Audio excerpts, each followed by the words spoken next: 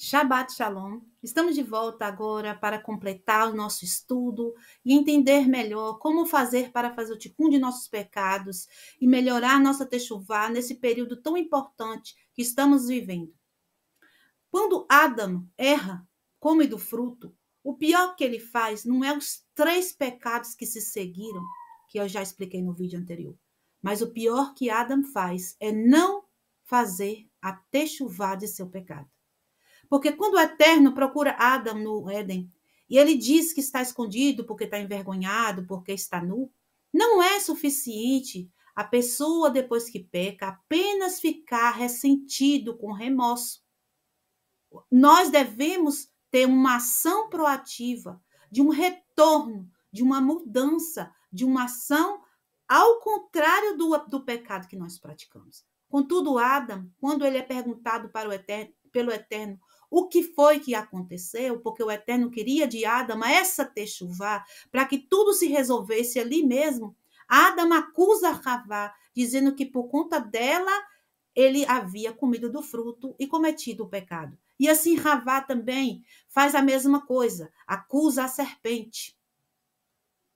Adam, então, não faz techuvá de seu pecado. Antes que Adam seja expulso do Gan-Eden, é revelado a ele todo o futuro de seus descendentes. E Adam vê que existe uma alma que tem a capacidade em si de praticar a techuvá para consertar esse erro dele. E essa alma é a alma do rei David, a alma de David Ameller. Mas David Ameller, sendo uma alma que seria uma Merkavá, sendo um recipiente perfeito para Malhut, o mundo físico corrigido, o Malhut não tendo luz própria, assim também David Ameller não teria força para sair do ventre de sua mãe, seria um aborto. Com isso, Adam doa de seus anos de vida, que foram completos 1000 anos, porque ele pecou e só poderia viver um dia. Ele doa 70 anos para David. Com isso, David nasce e tem 70 anos para viver. David, ele, no Salmo 51, nos fala que foi gerado em pecado pela mãe.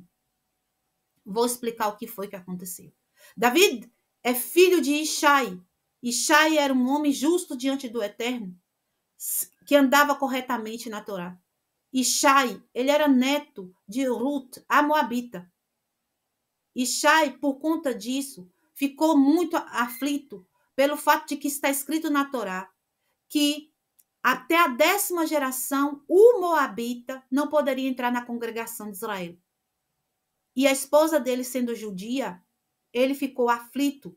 Mas o que está na Torá é que o homem moabita não poderia entrar na congregação de Israel até a 10ª geração. Mas a avó dele, sendo mulher, então isso não ia caber para ele. Mas ele ficou aflito. E ele chegou para a esposa e falou que não queria mais manter o casamento para que não fizesse pecado diante do Eterno, nesse sentido.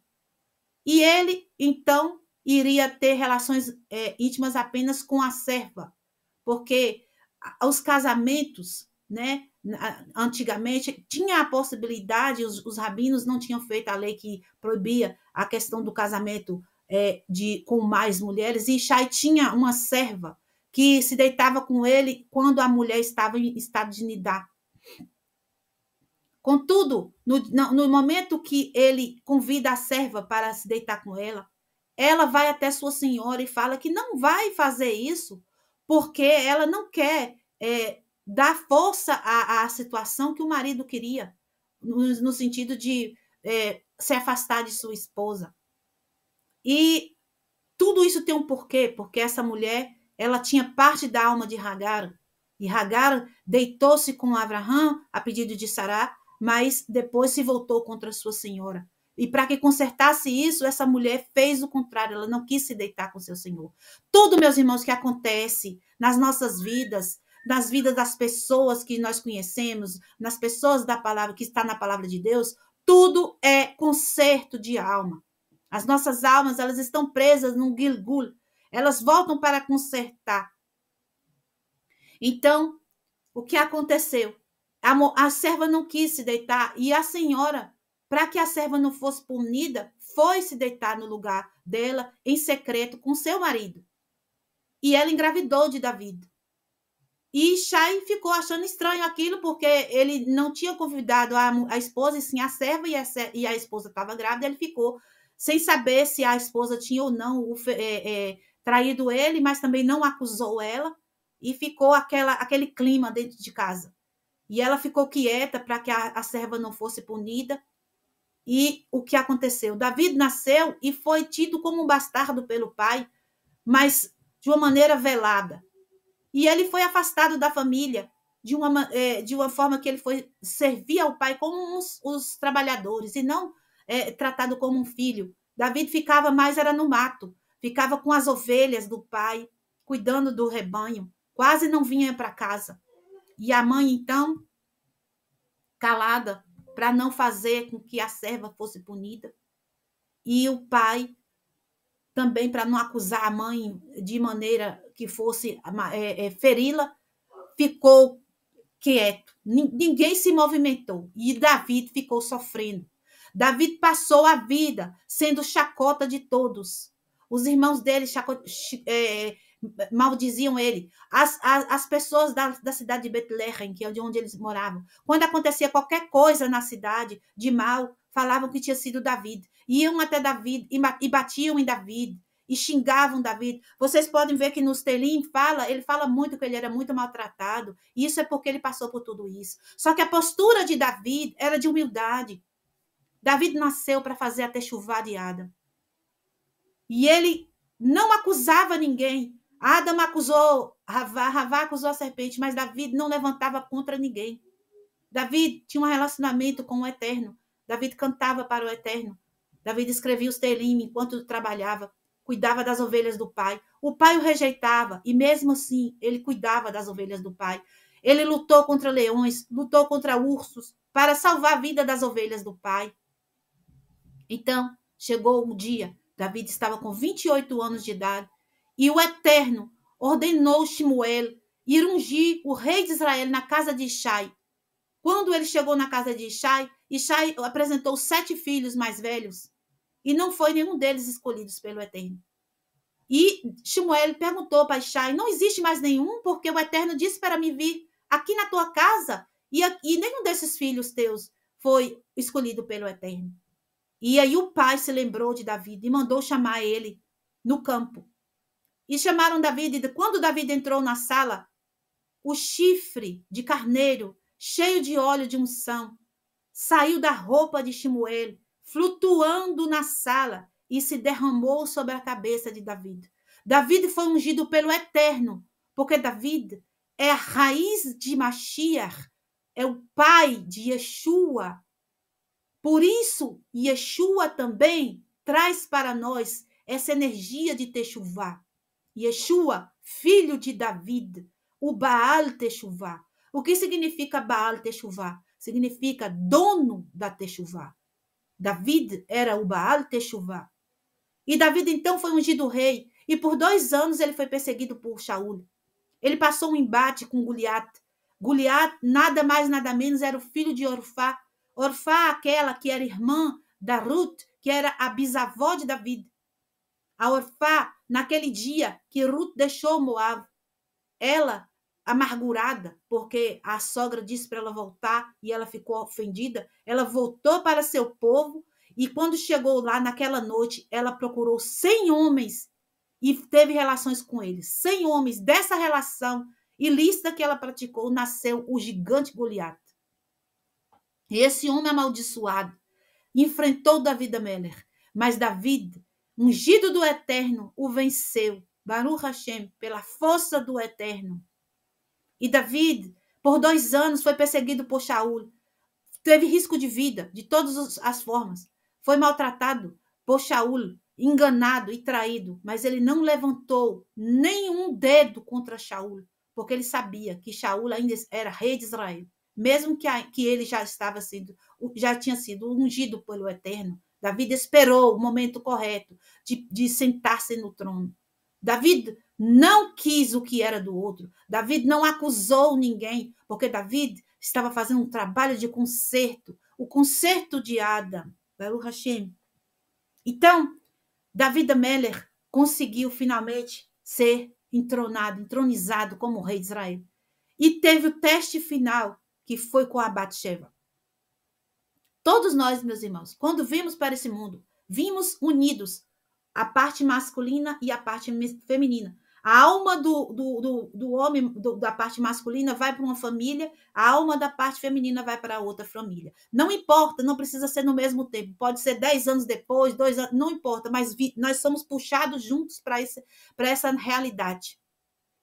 Então, Davi e Batseba eram almas gêmeas. Davi havia já se casado, ele era rei, contei várias esposas, ele tinha 7 ou era 8 esposas. E Batseba havia se casado também. Contudo, o casamento de Batseba não havia se consumado. Ele tinha sido feito o casamento, mas o marido de Batseba, ele não consumou o casamento. E ele era um guerreiro do exército de Davi Ameller. E todos os guerreiros, quando iam para a guerra, deixavam a carta de divórcio em casa assinada. Caso eles morram na guerra, a esposa já tinha o direito sobre os bens do marido. A ketubá era assinada, o papel do divórcio era assinado e deixado em casa. Nisso, Batseba já tinha o divórcio assinado em casa. E Davi Ameller a desejou porque era a alma gêmea dele. Ele viu isso por revelação. Contudo, Davi Ameller se apressou. Davi Ameller, ele teve a relação com ela antes do momento. O teste que ele passou foi muito forte. Então, ele teve a relação com ela antes do casamento. E o marido chegou e ele falou para o marido ir ter com sua esposa. Mas o marido, como era muito... como se fosse uma pessoa muito fissurada em guerra. Ele era como se ele fosse muito...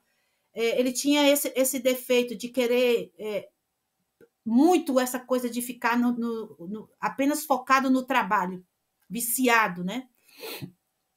Ele não quis ir para casa, ele não tinha interesse na esposa, ele não mantinha essa intimidade, ele nunca teve. Tanto que Batseba, quando ela se deita com Davi, ela engravida imediatamente. Se ela já tivesse se deitado com o esposo dela, Uriá, ela já era mãe de filhos dele, que ela não era estéril. Mas ele não se deitava com ela. Ele apenas era casado com ela, mas ele vivia na guerra. Então ele voltou para a guerra e Davi ordenou que colocasse ele na frente da guerra para que ele morresse. E ele morreu. E Davi casou-se com Batseba. E o filho deles nasceu. E o Eterno puniu Davi, alma por alma. A alma de Uriá pela alma do filho de Davi, o primeiro filho. Mas Davi, no Salmo 51, ele declara todo o seu arrependimento e techuvá. Ele fez 7 dias de jejum. Ele pediu ao Eterno perdão. Ele confessou o seu pecado. Ele não fez como Adam. Ele não se justificou. Ele não... você não vê Davi acusando Uriá em momento nenhum. Ele não acusa. A gente sabe da história de Uriá porque os sábios contam pela Torá oral.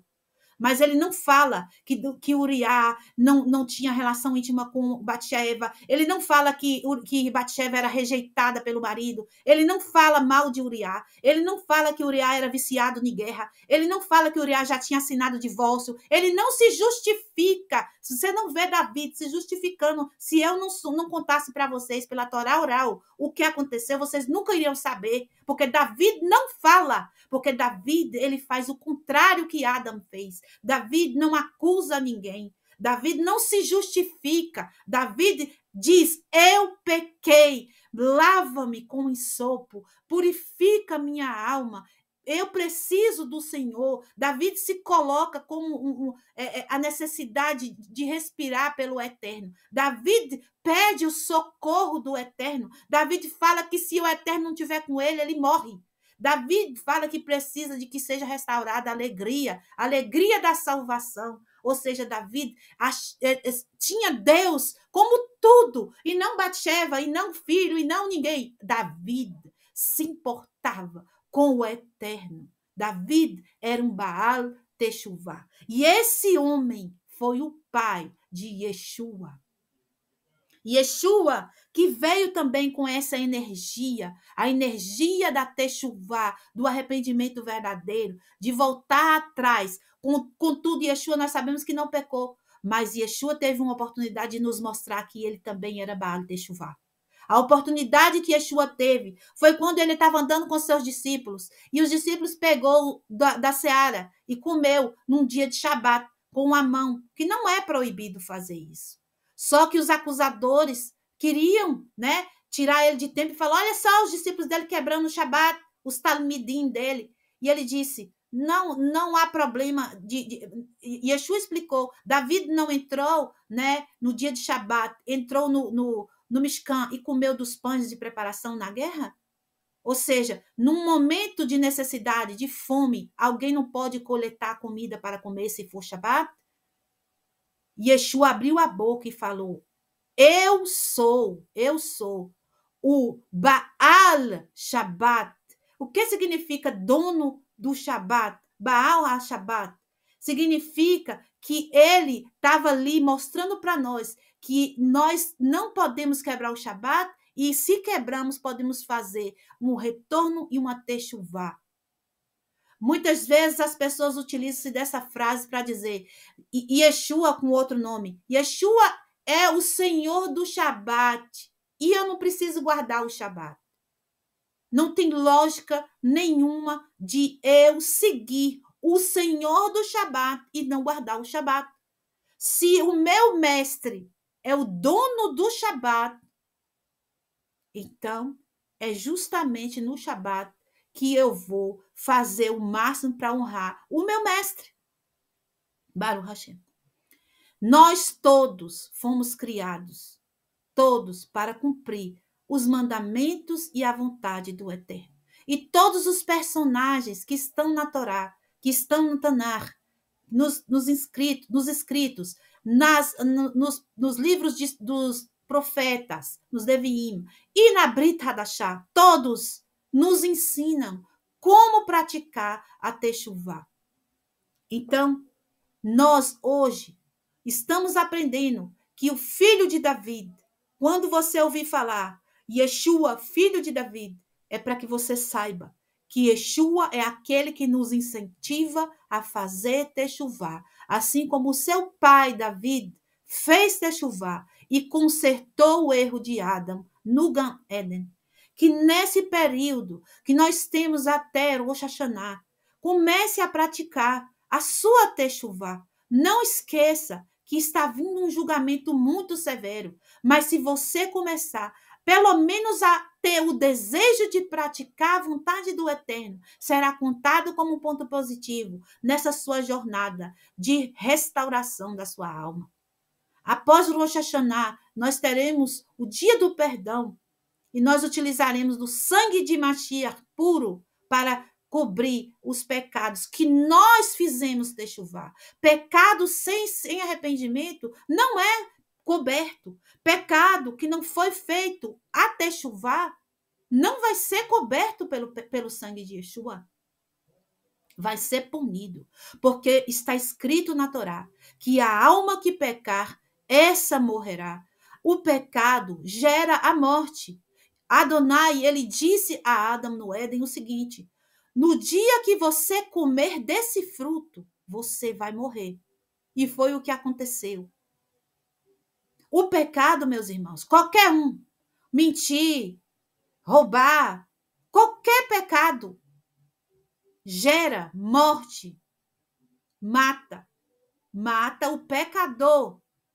Então, nós necessitamos muito do sangue do que morreu, aquele que entregou a sua alma de forma justa, um sangue puro, para que nós possamos cobrir o nosso pecado.